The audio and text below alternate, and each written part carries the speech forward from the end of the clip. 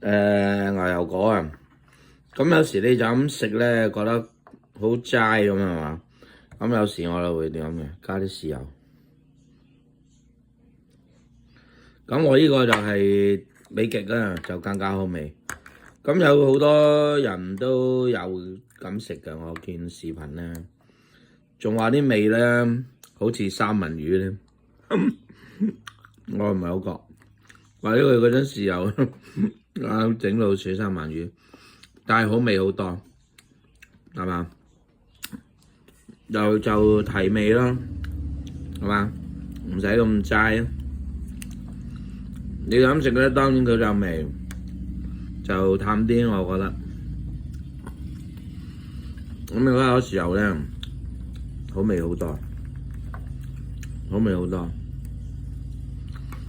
當然我有個美極啊，咁咧我又發覺呢個美極咧，原來呢度咧有兩種啊，一種係中國製造，一種咧就係德國製造。咁樣我而家我整呢個，我入落呢個樽嘅啫，德國製造，唔係中國製造，6個幾，即係一樽啊，6個幾，好大樽啊！咁咧就而家減價咧5個幾添，仲得人驚。咁我啲德國做咧係19蚊嘅，18.99啊！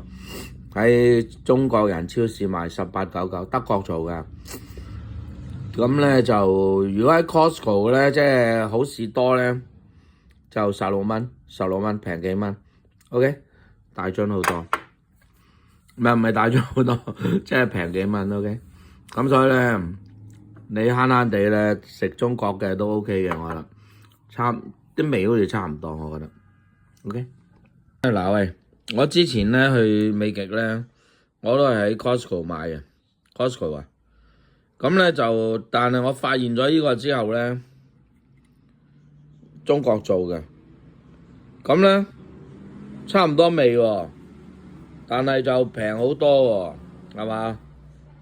平10幾蚊喎，平10蚊啦，你當佢係嘛嗱？呢個products of China 係嘛？得 product of China 係咪先？咁就。我都提議食呢隻都 OK， 應該都係正牌，佢冇咁大膽係嘛，個樽都咁樣整埋，但係佢中國製造啊嘛，咪成本平咯。你德國製造就貴啲咯，係咪先？成本啊運費都貴啲啦，係咪先？係嘛？我提議食呢隻。